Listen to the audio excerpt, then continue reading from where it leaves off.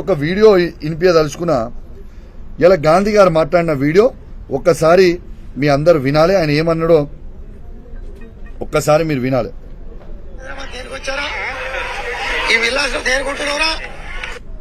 మళ్ళా వినిపిస్తే ఒకసారి వినాలి ప్లీజ్. కరీంనగర్ నుంచి హైదరాబాద్ దేనికి వచ్చారా?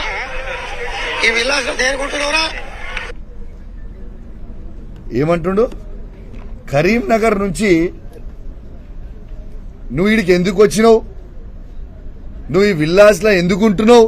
ఆ భాష కూడా నేను అనలేను. నేను అనలేక కాదు, అరే గాంధీ తురే గాంధీ ఏంద్రా పోరా నేను కూడా అనొచ్చు. కానీ మా నాయకుడు కేసీఆర్ గారు మాకు సంస్కారం నేర్పించింది కాబట్టి నేను అంటలేను. నీకంటే ఎక్కువ మాటలు తిట్టొచ్చు, నేను అంటలేను. ఇవాళ కరీంనగర్ నుంచి నువ్వు ఎందుకు హైదరాబాద్కి వచ్చి ఉన్నావు అని నేను అనలేదు, గాంధీ గారు అన్నారు. ఇది లైవ్ గా మీడియా సాక్షిగా యావత్ తెలంగాణ ప్రజలు మొత్తం కూడా వినేలాగా ఇవాళ లైవ్ నేను చూపించిన.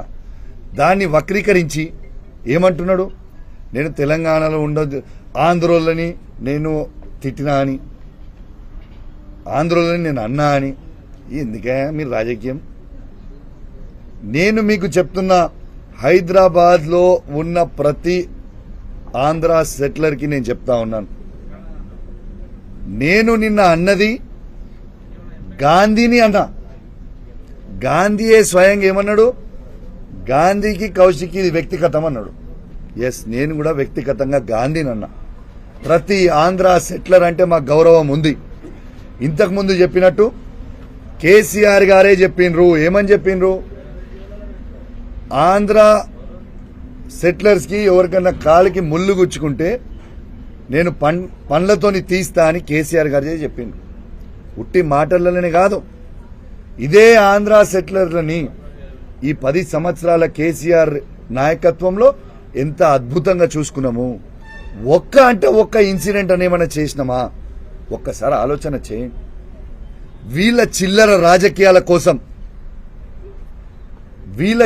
రాజకీయాల కోసం ఆంధ్ర తెలంగాణ అని రెచ్చగొట్టి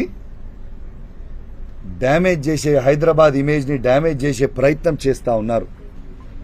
అయ్యా రేవంత్ రెడ్డి గారు, ఇప్పటికే మీరు హైడ్రా అని బైడ్రా అని రోజుకొక బిల్డింగ్ కూలగొట్టి మీరు ఇబ్బంది పెడతా ఉన్నారు హైదరాబాద్ ప్రజల్ని. ఇలా హైదరాబాద్ లో పెట్టుబడులు పెట్టాలంటే భయపడే పరిస్థితికి తీసుకొని వచ్చిర్రు.